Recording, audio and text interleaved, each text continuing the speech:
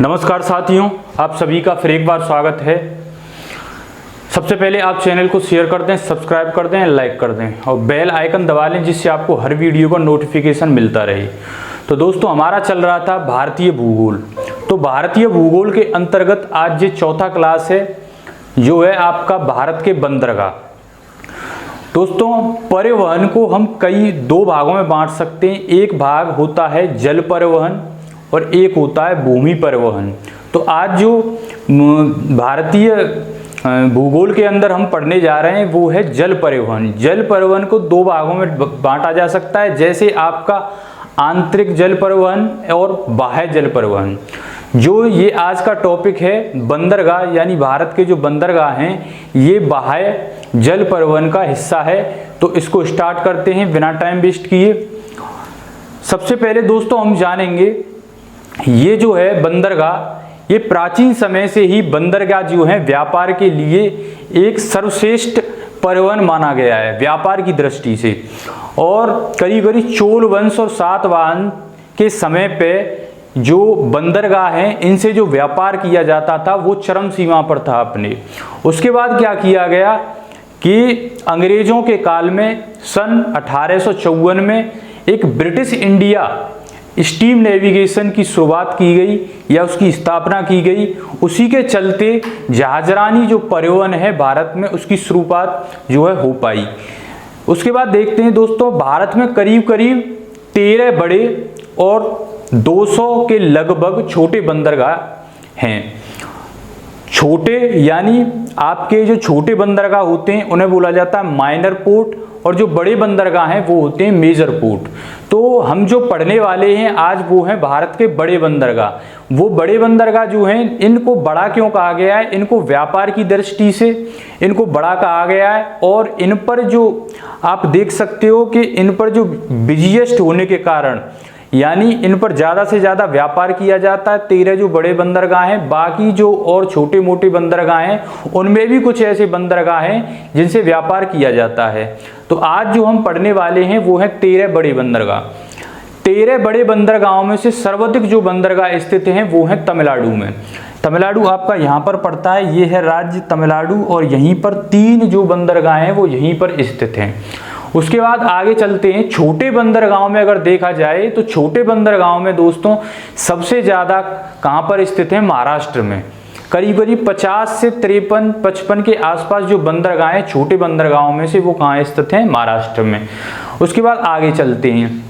अगर देखा जाए कि किस एक्ट के माध्यम से, अगर प्रश्न पूछा जाता है किस एक्ट के माध्यम से इन बंदरगाहों को नियंत्रण रखा जाता है, इन बंदरगाहों पर नियंत्रण रखा जाता है, तो वो एक्ट था इंडियन पोर्ट एक्ट 1908 के तहत इन पर नियंत्रण रखा जाता है।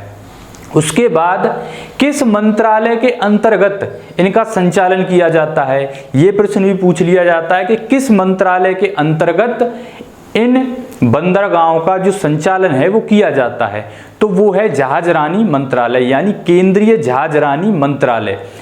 आप कह सकते हो शिपिंग मिनिस्ट्री, जिसके कि प्रेजेंट में नितिन गडकरी जी हैं, वो इसके क्या हैं? मंत्री हैं, जो कि केंद्र में हैं। उसके बाद आगे चलते हैं। अब ये जो जल है ये किसका विषय है? अगर पूछा जाए कि जल जो है वो किसका विषय है, केंद्र का विषय है या राज्य का विषय है, तो ये जो विषय है दोस्तों वो केंद्र और राज्य दोनों का विषय है। ऐसे विषय जो दोनों के होते हैं, केंद्र और राज्यों के, उन विषयों को कहाँ पर रखा जाता है? संविधान की अनुसूची 7 में, यानी संविधान की अनुसूची 7 में, या कह सकते हो 7th शेड्यूल में 3 सूचियों को दर्शाया गया है। जैसे इस प्रकार हैं आपकी केंद्रीय सूची, दूसरी आपकी राज्य सूची और तीसरी है समवर्ती सूची। केंद्र सूची में उन विषयों को दर्शाया जाता है जिन पर सिर्फ और सिर्फ केंद्र कानून बना सकता है। उसके बाद राज्यों को अगर देखा जाए राज्य सूची में, इस पर सिर्फ और सिर्फ राज्य ही क्या बना सकता है? कानून। उसके बाद है समवर्ती सूची। समवर्ती सूची वह सूची है जहां पर केंद्र और राज्य दोनों जो है क्या बना सकते हैं? कानून। कई प्रकार के विषय हैं, जैसे ये जो बंदरगाह है ये किस विषय के अंदर आता है? ये जल विषय के अंदर आता है। तो जो जल है वो केंद्र और आपका राज्य दोनों के अंतर्गत आता है। इसीलिए मैं कहता हूं जितने भी बड़े बंदरगाह हैं भारत में, करीब करीब 13 बड़े बंदरगाह हैं, तो उन पर जो कानून है वो कौन बनाएगा? केंद्र सरकार। यानी जो बड़े बंदरगाह हैं उन पर केंद्र सरकार जो है कानून बना सकती है, और जितने भी छोटे बंदरगाह हैं जो राज्यों के तटों पर स्थित हैं उन पर कानून कौन बनाएगा? राज्य बनाएगा।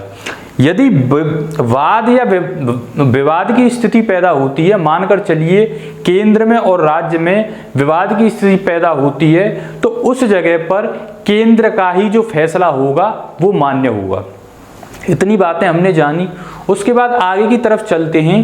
ये जो बंदरगाह हैं, कुछ बंदरगाह ऐसे हैं जो पब्लिक सेक्टर के होते हैं और कुछ बंदरगाह ऐसे होते हैं जो प्राइवेट सेक्टर के होते हैं।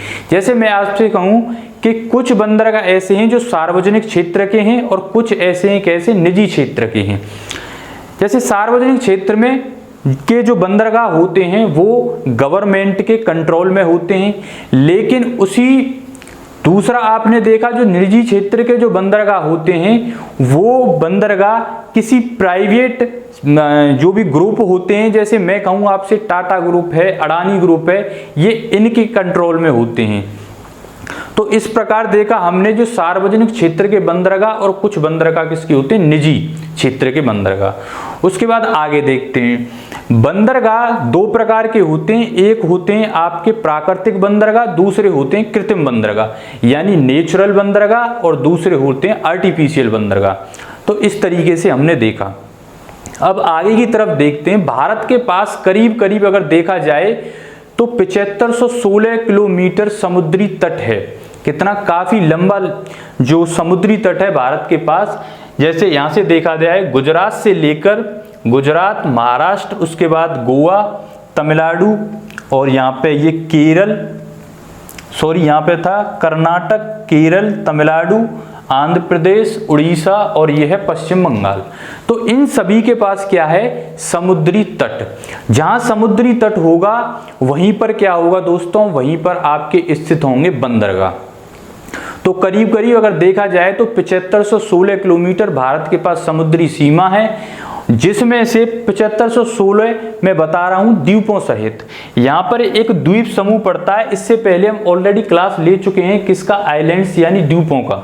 तो यहां पे अंडमान निकोबार द्वीप समूह स्थित है। यहां पर भी जो अंडमान निकोबार द्वीप समूह है उसकी राजधानी पोर्ट ब्लेयर में ही एक आपका जो बंदरगाह है वो स्थित है। 12 बंदरगाह कहां पर स्थित हैं? इसकी मुख्य भूमि पर। यह भारत का प्रायद्वीपीय भारत का हिस्सा है। अगर नीचे का देखा जाए, ऊपर क्या है? स्थलीय सीमा। तो स्थलीय सीमा में बंदरगाह नहीं बनाए जाएंगे, इसलिए ये जो भारत है, ये जो नीचे का इसका है, इसको बोला हिस्सा जो है इसको बोला जाता है पेनिनसुलर रीजियन यानी प्रायद्वीपीय भारत का हिस्सा। और इसी में समुद्री सीमा होती है, और इसमें करीब करीब कितने? 12 बंदरगाह स्थित हैं जो बड़े हैं। छोटे बंदरगाहों के बारे में हम बात नहीं करेंगे, जो इंपॉर्टेंट हैं एग्जाम की दृष्टि से सिर्फ उनके बारे में चर्चा करेंगे। जैसे सबसे पहले मैं देखता हूं प्रश्न सबसे पहले पूछा जाएगा जो बंदरगाह है ये किसका विषय है? तो ये समवर्ती सूची का विषय है। ये प्रश्न आपको याद रखना है। दूसरा प्रश्न आपको याद रखना है किस एक्ट के माध्यम से इनको नियंत्रण किया जाता है? 1908 यानी इंडियन पोर्ट एक्ट 1908 के माध्यम से इनको नियंत्रण किया जाता है। और उसके बाद केंद्रीय जहाजरानी मंत्रालय उसके द्वारा इनका संचालन किया जाता है, जिसके आजकल जो शिपिंग मिनिस्ट्री जो है उसके जो मंत्री हैं वो कौन? नितिन गडकरी जी। तो ये सारी बात हमने देखी। उसके बाद हम चलते हैं अपने बंदरगाहों की तरफ। सबसे पहले देखेंगे ये राज्य है कौन सा? आपका गुजरात। और गुजरात में स्थित है कांडला बंदरगाह। कौन सा है दोस्तों? कांडला बंदरगाह। यहां से प्रश्न किस प्रकार पूछे जाएंगे? इस कांडला बंदरगाह को देखने से पहले देखते हैं यहाँ पे कुछ और महत्वपूर्ण यानी छोटे जो बंदरगाह हैं उनको देखते हैं। छोटे बंदरगाहों में जैसे मांडवी, ओखा। मांडवी आपको पता है एक नदी भी है मांडवी नदी कहाँ है? आपका है गोवा में। तो कंफ्यूज ना हो, अगर आपको आता है मांडवी पोर्ट यानी बंदरगाह कहां पर स्थित है, तो आपको याद रखना है गुजरात में। मांडवी, ओखा, द्वारका आपको याद रहेगा क्योंकि द्वारका यहां पर स्थित है। भावनगर, पोरबंदर। उसके बाद एक दाहेज और अलंग। ये जो दो हैं ये बहुत ही ज़्यादा इंपॉर्टेंट हैं। कौन से बंदरगाह? दाहेज बंदरगाह और अलंग बंदरगाह। क्यों, देखते हैं। इस दाहेज बंदरगाह को केमिकल पोर्ट के नाम से जाना जाता है। यहाँ से सवाल बनता है केमिकल पोर्ट किस बंदरगाह को कहा जाता है, तो वो है दाहेज बंदरगाह, जो कि कहाँ पर स्थित है? गुजरात में स्थित है। उसके बाद देखते हैं दोस्तों, ये है आपका अलंग बंदरगाह। केमिकल पोर्ट क्यों कहते हैं? केमिकल पोर्ट इसको इसलिए कहते हैं कि यहाँ पर आयात और निर्यात जो भी किया जाता है वो केमिकल्स का किया जाता है, इसलिए स्पेशली इसको नाम दे दिया गया है केमिकल पोर्ट, यानी रासायनिक बंदरगाह। इसे रासायनिक बंदरगाह भी कह सकते हैं। आगे तरफ चलते हैं, अलंग बंदरगाह। अलंग बंदरगाह को इसे बोला जाता है टूटे हुए जहाजों का घर, यानी हम कह सकते हैं शिप ग्रेव यार्ड। इसको किसकी संज्ञा दी गई है? Ship graveyard. तो इस अलंग बंदरगाह को जो संज्ञा दी गई है वो दी गई है शिप ग्रेव यार्ड, यानी टूटे हुए जहाजों का घर।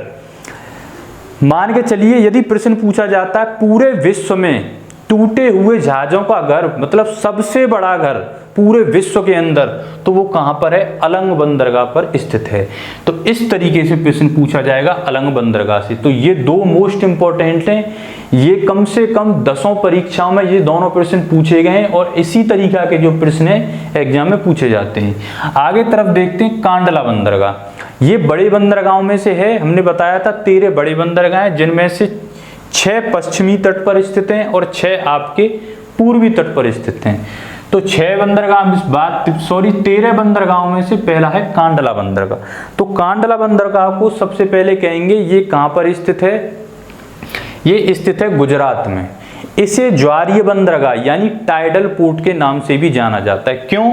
क्योंकि ये है खंबात की खाड़ी और ये है कच्छ की खाड़ी। ये कच्छ की खाड़ी के पास ही स्थित है और यहाँ पर ज्वार और भाटों के लिए ये बहुत ही प्रसिद्ध है, क्योंकि ज्वार भाटों से यहाँ पे जो विद्युत यानी जो इलेक्ट्रिसिटी है वो पैदा की जाती है और यहीं पर ये स्थित है, इसलिए इसे ज्वारीय बंदरगाह कहा जाता है।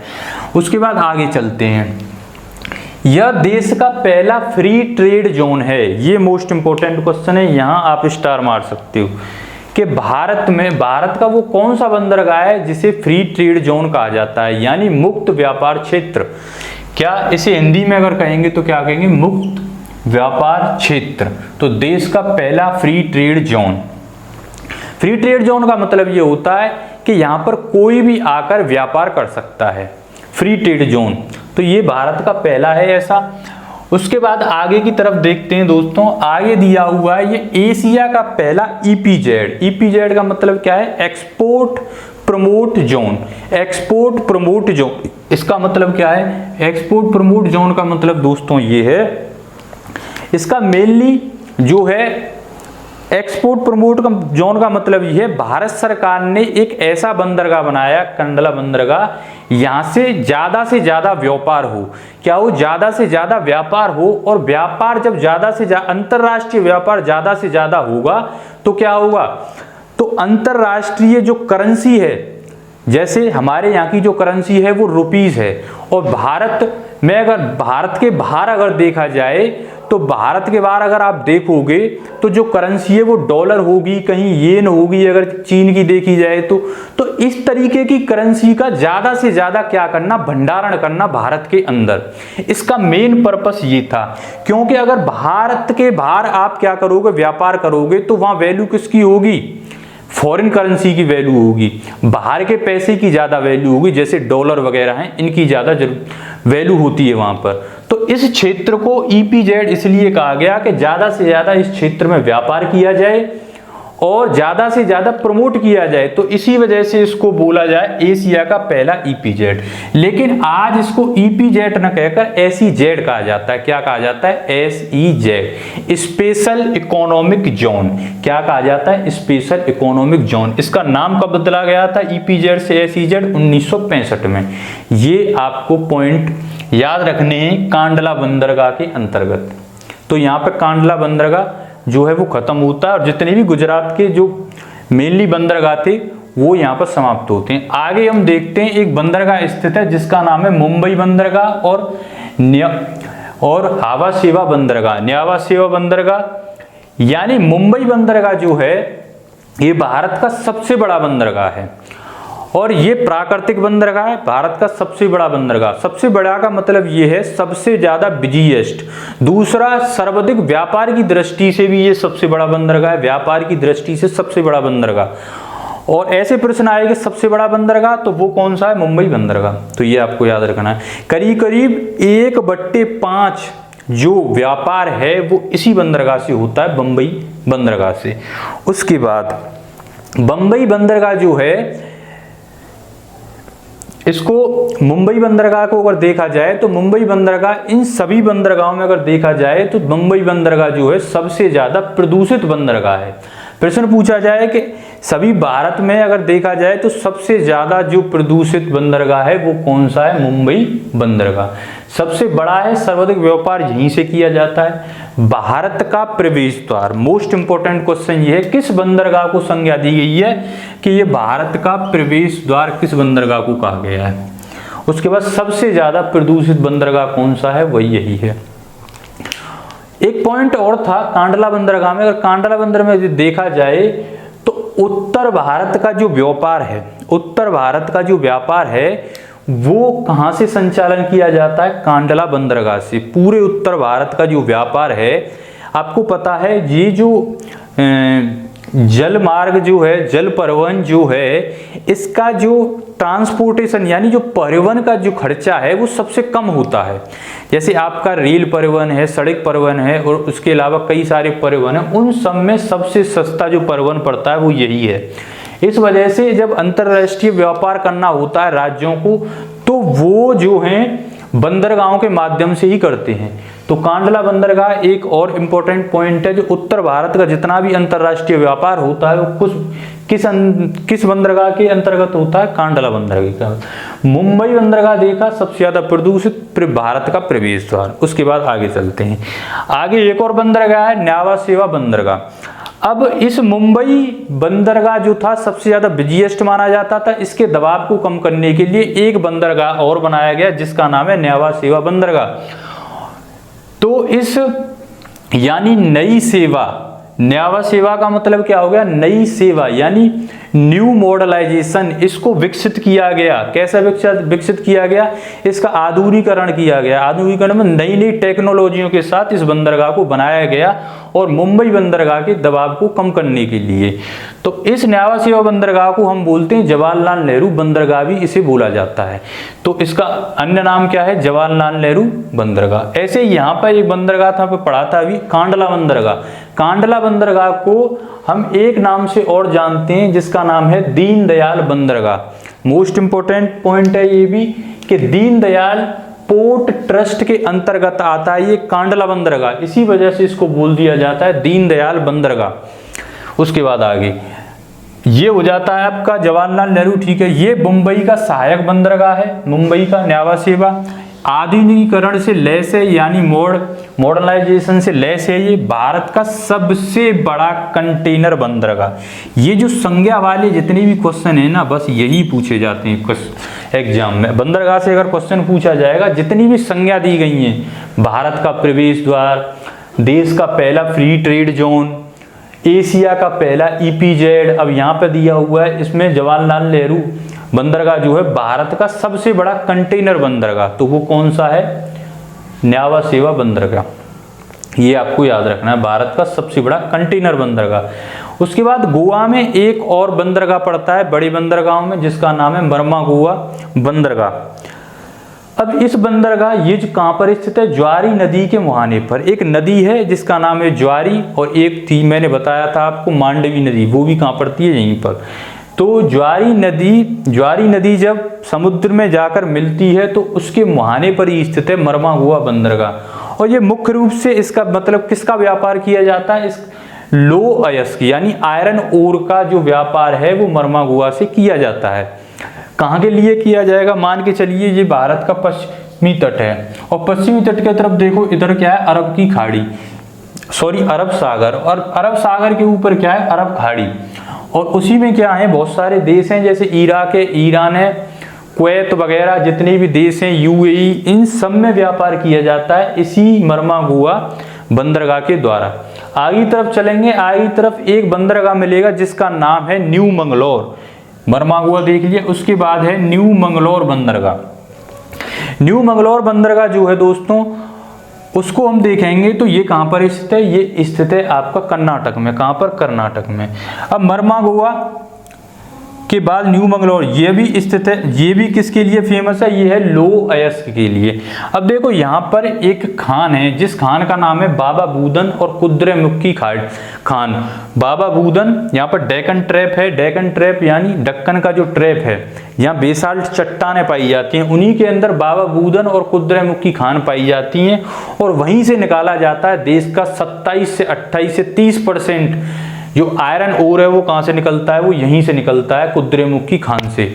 और यहाँ से निकालकर इनको कहाँ पहुँचाया जाता है, तट तक। तट तक पहुँचाने के बाद इनका व्यापार कहाँ किया जाता है, अंतर्राष्ट्रीय व्यापार किया जाता है। किन देशों के साथ, खाड़ी देशों के साथ। तो कहाँ से किया जाता है, न्यू मंगलौर और मर्मागुआ बंदरगाह से।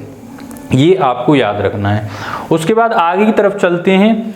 देखो एक छोटा बंदरगाह है रत्नागिरी, कहाँ पर स्थित है, अगर पूछा जाए रत्नागिरी तो कहाँ है, वो महाराष्ट्र में। आगे की तरफ कर्नाटक में दो बंदरगाह और हैं, कारवाद और कासरगोड। कारवाद और कासरगोड ये छोटे बंदरगाह हैं। आगे की तरफ कोचीन बंदरगाह, इंपॉर्टेंट। कोचीन बंदरगाह कहाँ पर स्थित है दोस्तों, ये केरल में स्थित है। इस कोचीन बंदरगाह के आसपास ही एक क्या है, वेम्बनाड झील, क्या है, वेम्बनाड झील स्थित है, वहीं उसी के आसपास ये स्थित है। वेम्बनाड झील में स्थित है एक वेलिंगटन द्वीप। कौन सा है, वेलिंगटन द्वीप। तो उस समय वायसराय थे वेलिंगटन 1927-30 के आसपास यहाँ के वायसरॉय थे, कहाँ के, भारत के। उन्हीं के नाम पर इसका नाम रख दिया गया था वेलिंगटन द्वीप। और ये कहाँ पर स्थित है, वेम्बनाड झील में। और कोचीन के आसपास ही नेवल बेस यानी जो नेवी का बेस है वो स्थित है कहाँ, कोचीन बंदरगाह के पास में ही। उसके बाद हम देखते हैं कोचीन बंदरगाह से जो इंपॉर्टेंट रिलेटेड फैक्ट है उनकी बात करते हैं। भारत का सबसे बड़ा पोत प्रांगण। पोत प्रांगण का मतलब क्या होता है, जहां पर जहाजों की यानी जो पोताश्रय हैं, जो पानी के जो जहाज हैं, उनकी मरम्मत की जाती हो। तो अगर प्रश्न इस तरीके का पूछा है, भारत में सबसे बड़ा पोत प्रांगण कहाँ पर स्थित है, तो कोचीन बंदरगाह। पोत प्रांगण का मतलब होता है जहां पर जहाजों की मरम्मत की जाती हो। तो वो कहाँ पर स्थित है, भारत में। भारत के किस बंदरगाह में, कोचीन बंदरगाह में। इस बंदरगाह को एर्नाकुलम के नाम से भी जाना जाता है। पहले इसको किसके नाम से जाना जाता था, एर्नाकुलम, मोस्ट इंपोर्टेंट।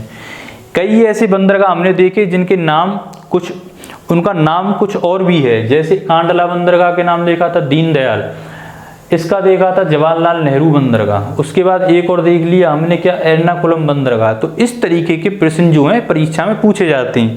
ये नहीं पूछा जाएगा आपसे कि न्यावा सेवा कहाँ पर स्थित है, ना, इनका जमाना अब गया।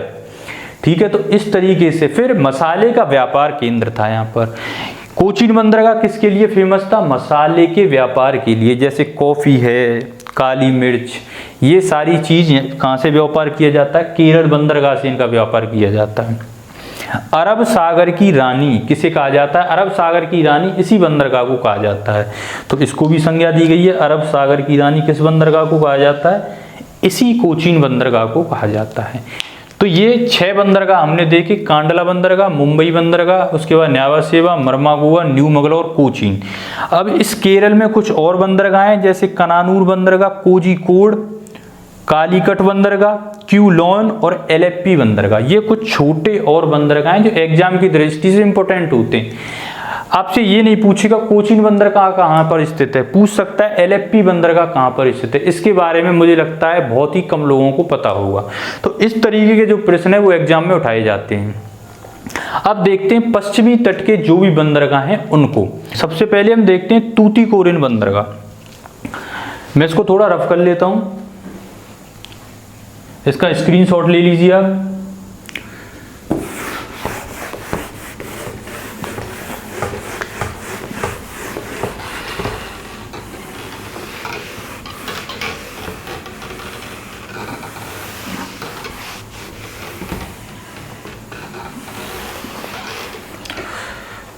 नेक्स्ट है आपका पश्चिमी तट का सबसे जो पहला बंदरगाह है वो है तूतीकोरिन बंदरगाह। कौन सा है? तूतीकोरिन बंदरगाह।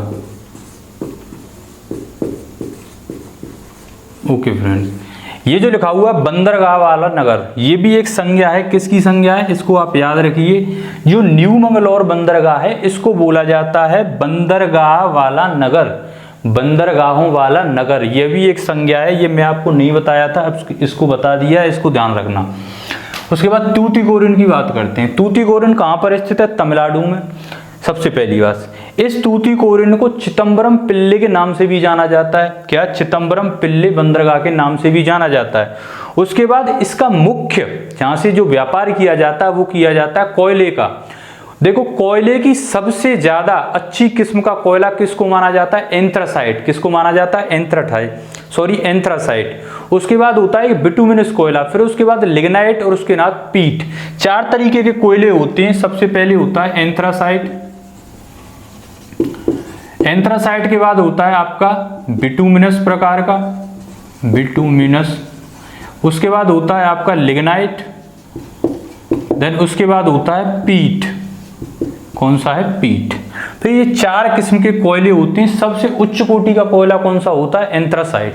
उसके बाद बिटुमिनस और लिग्नाइट। अब यहाँ से जो व्यापार किया जाता है तूतीकोरिन से, वो किस कोयले का किया जाता है? लिग्नाइट कोयले का। कौन सा? लिग्नाइट कोयले का। ठीक है दोस्तों, अब ये जो तूतीकोरिन बंदरगाह है ये बहुत ही ज्यादा छिछला है। अगर पूछा जाए सबसे छिछला बंदरगाह कौन सा है? तूतीकोरिन। तो छिछला होने के कारण जो पोताश्रय हैं, जो जहाज हैं पानी के, वो करीब करीब 5 से 10 किलोमीटर पहले ही रुक जाते हैं। उनको पहले ही रोक दिया जाता है। आपको पता है, अगर इनको तट पर लाया जाएगा, इनको इस तट पर लाया जाएगा तो क्या हो जाएगा? इनका जो तल है वो क्या हो जाएगा? तो उनका जो तल है वो क्या करेगा? इससे नीचे की तरफ से क्या होगा? जो जमीन है, जो भूमि है, उससे क्या हो जाएगा? रगड़ा खाएगा या उससे क्या हो जाएगा? छिलने की कोशिश करेगा। इसलिए तूतीकोरिन जो बंदरगाह है इस पर जहाजों को छिछला होने के कारण 5 से 10 किलोमीटर पहले ही रोक दिया जाता है। इसका एक और है, इसे मत्स्य पालन भी कहा जाता है। मत्स्य पालन बंदरगाह भी इसे कहा जाता है। मत्स्य पालन क्यों कहा जाता है? मत्स्य पालन इसे इसलिए कहा जाता है, इस बंदरगाह के आसपास जो मछली हैं उनका अधिक से अधिक व्यापार किया जाता है और पालन किया जाता है मछलियों का। इस वजह से इसको मत्स्य पालन कहा जाता है। उसके बाद ये मन्नार की खाड़ी जो है उसके पास में ही स्थित है। उसके बाद आगे चलते हैं फ्रेंड्स। आगे जो है वो है आपका चेन्नई बंदरगाह। चेन्नई बंदरगाह के बारे में जो फैक्ट्स हैं वो देखते हैं। चेन्नई बंदरगाह देश का सबसे पुराना बंदरगाह है। उसके बाद ये कृत्रिम बंदरगाह है। कृत्रिम बंदरगाह एक और देखा था, वो कौन सा था? आर्टिफिशियल है, यानी नावा सेवा बंदरगाह, ये भी आर्टिफिशियल है। और चेन्नई बंदरगाह भी, ये भी आर्टिफिशियल है, यानी कृत्रिम बंदरगाह है। अब चेन्नई बंदरगाह के बारे में देखते हैं। जो चेन्नई बंदरगाह है देश का सबसे पुराना है और भारत का दूसरा सबसे बड़ा बंदरगाह है। भारत का दूसरा सबसे बड़ा बंदरगाह। सबसे पहला कौन सा था? मुंबई बंदरगाह, दूसरा चेन्नई बंदरगाह। अगर देखा जाए पूर्वी तट पर सबसे बड़ा बंदरगाह है ये, और भारत में दूसरा सबसे बड़ा। ठीक है, उसके बाद हम देखते हैं एक बंदरगाह और यहाँ पर पड़ता है, जिस बंदरगाह का नाम है एन्नौर बंदरगाह। और एन्नौर बंदरगाह जो बनाया गया वो इसी के पास में बनाया गया, चेन्नई बंदरगाह के आसपास। क्यों आसपास बनाया गया? क्योंकि इस पर दबाव कम करने के लिए एन्नौर बंदरगाह का क्या किया गया? निर्माण किया गया। और एन्नौर बंदरगाह जो है, एन्नौर बंदरगाह, इस बंदरगाह को कंप्यूटराइज्ड, यानी भारत का पहला, अगर आपसे पूछा जाए भारत का पहला कंप्यूटराइज्ड बंदरगाह कौन सा है, तो वो है एन्नौर बंदरगाह। और वो किसके दबाव को कम करने के लिए बनाया गया? चेन्नई बंदरगाह है उसके दबाव को कम करने के लिए बनाया गया। तो चेन्नई से रिलेटेड हमने देखा देश का सबसे पुराना है, दूसरा सबसे बड़ा बंदरगाह है, और इसको बोला जाता है खुला सागरीय बंदरगाह। क्या है? खुला सागरीय बंदरगाह। ये मोस्ट इंपॉर्टेंट बात है, इस पर स्टार मार दीजिए। क्वेश्चन आएगा तो यही आएगा, खुला सागरीय बंदरगाह किसको कहा जाता है? चेन्नई बंदरगाह को। आगे विशाखापट्टनम बंदरगाह, इसको कामराजन बंदरगाह के नाम से भी जाना जाता है। क्या? कामराजन बंदरगाह। कामराजन जो है वो आंध्र प्रदेश के काफी लंबे समय तक सीएम रहे थे, 2 बार सांसद रहे थे। उन्हीं के नाम पर इस विशाखापट्टनम का नाम रख दिया गया कामराजन बंदरगाह। विशाखापट्टनम के लिए इंपॉर्टेंट बात क्या है, ये देश का सबसे गहरा बंदरगाह है। क्या है? देश का सबसे गहरा बंदरगाह अगर आपसे पूछा जाए तो कौन सा है? वो है दोस्तों आपका विशाखापट्टनम बंदरगाह, और इसको कामराजन बंदरगाह के नाम से जाना जाता है। ये इंपॉर्टेंट फैक्ट है इसका। उसके बाद इसमें हम देखते हैं कुछ और पॉइंट विशाखापट्टनम, तब तक इसका आप स्क्रीनशॉट ले सकते हैं। जैसे आपसे पूछा जाए कौन सा बंदरगाह है? विशाखापट्टनम, ठीक है। यहाँ पर एक पॉइंट और बनता है कि एक डॉल्फिन नोज नामक, ये इंपॉर्टेंट पॉइंट है, डॉल्फिन नोज। ये डॉल्फिन नोज क्या है? डॉल्फिन नोज जो है ये एक, उसको बोलते हैं रीफ है, यानी बैरियर है। ये मान के चलिए विशाखापट्टनम बंदरगाह है, इसके बगल में एक घाटी है और इस घाटी के आगे यहाँ पर स्थित है डॉल्फिन नोज। ये घाटी हो गई और इसके आगे क्या है? Dolphin nose. इसका फायदा ये है जब इस बंदरगाह पे जो भी पोताश्रय यहाँ पर आते हैं वो जितनी भी बाहर की ये जो आंधी तूफान सुनामी, उनसे इनका बचाव किया जा सकता है। किससे? डॉल्फिन नोज के द्वारा इनका बचाव हो जाता है।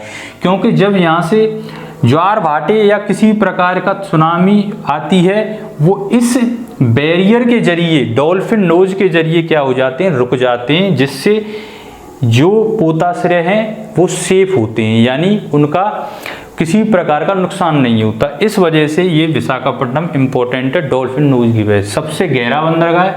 उसके बाद पारादीप। पारादीप कहाँ पड़ता है? उड़ीसा में स्थित है। इसके ऊपर यहाँ पर पड़ता है छोटा नागपुर पठार। कौन सा है? छोटा नागपुर पठार स्थित।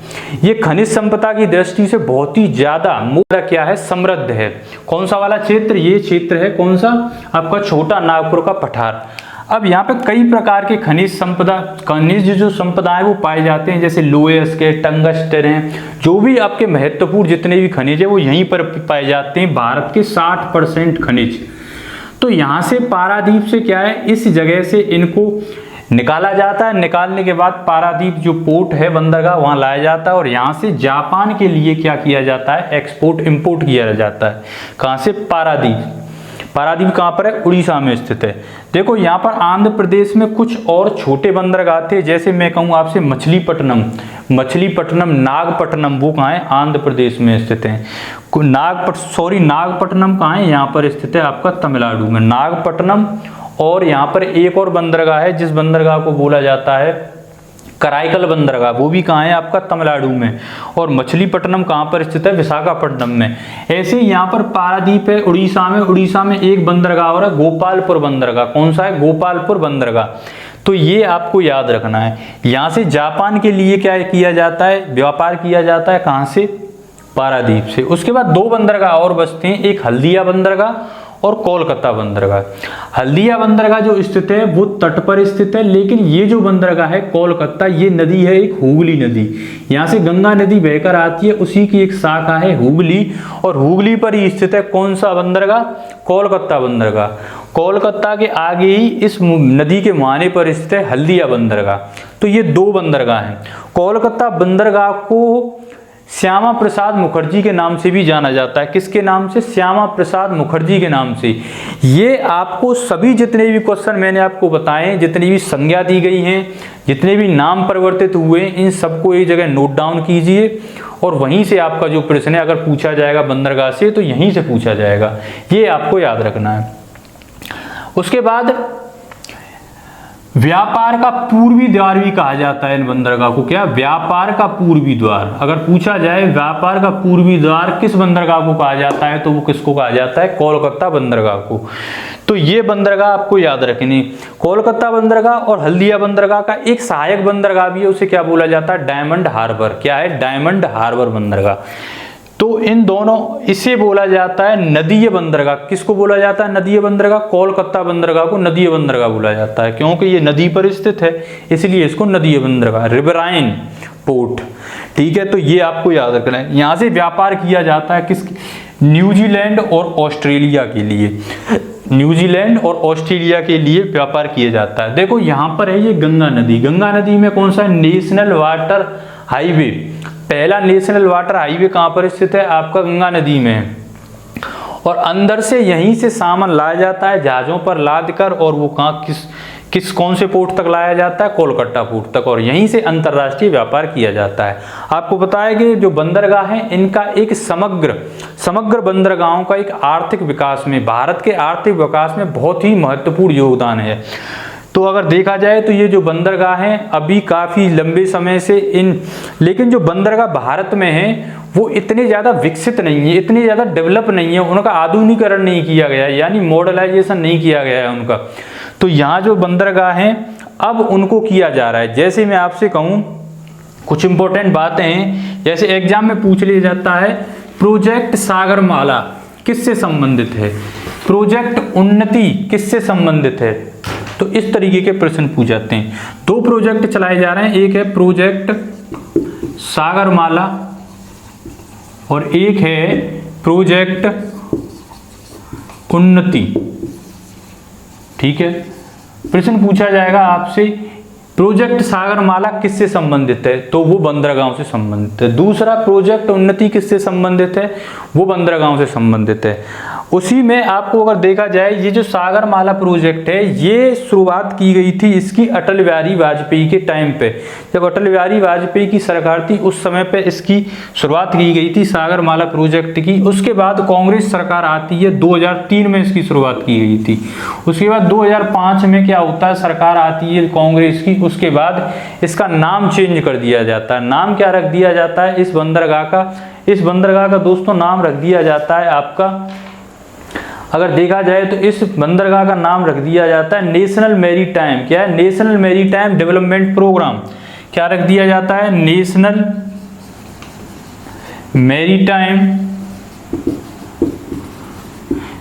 मैरीटाइम प्रोग्राम, इसका नाम रख दिया जाता है कांग्रेस के द्वारा। 2003 में इसकी शुरुआत होती है, फिर 2005 में कांग्रेस सरकार आती है, इसका नाम परिवर्तित करके क्या कर देती है, नेशनल मैरीटाइम डेवलपमेंट प्रोग्राम 2005 में। फिर दोबारा से क्या है, बीजेपी सरकार आती है, सन 2016 में आई और इसी प्रोजेक्ट को दोबारा से लॉन्च किया गया और अब ये चल रहा है सागरमाला प्रोजेक्ट। ऐसे ही एक प्रोजेक्ट है प्रोजेक्ट उन्नति, ये भी संबंधित है बंदरगाहों से। तो दोस्तों ये है, आप इसका स्क्रीनशॉट ले सकते हैं। एक नेशनल मैरीटाइम एजेंडा, एक पहल और चल रही है नेशनल मैरीटाइम एजेंडा, ये भी किससे संबंधित है, बंदरगाहों से संबंधित है। इसको भी आप याद रखेंगे। ये 2010 से 2020 तक लगातार चली हुई है। इनका मेन पर्पस क्या है इन प्रोजेक्ट्स का, इनका मेन पर्पस ये है जितने भी बंदरगाह भारत के अंदर हैं उनका आधुनिकीकरण करना, उनको जितने भी सड़क हैं उनसे कनेक्ट करना, रेलवे लाइन से कनेक्ट करना, जिससे क्या है आसानी से जो अंदर का जितना भी खाद्य पदार्थ है, जितना भी सामान है उसको पोर्ट तक पहुंचाया जाए और पोर्ट तक पहुंचा के उनको अंतर्राष्ट्रीय व्यापार में बेचा जा सके। तो इनका मेन जो पर्पस है वो ये है। तो आप यहाँ से ही प्रश्न पूछा जा सकता है। प्रोजेक्ट सागरमाला, प्रोजेक्ट उन्नति, नेशनल मैरीटाइम एजेंडा सन 2010 से 20 तक। तो ये आपके कुछ इम्पोर्टेंट प्रोजेक्ट्स थे, तो आपको ये याद रखने हैं। तो आज का जो क्लास है वो यहीं पर ख़त्म करते हैं। नेक्स्ट क्लास में हम मिलेंगे जो हमारा जल परिवहन के अंतर्गत जो आपका नेशनल वाटर हाईवेज हैं उस क्लास को लेकर। तब तक के लिए मैं अनुमति चाहता हूँ। धन्यवाद।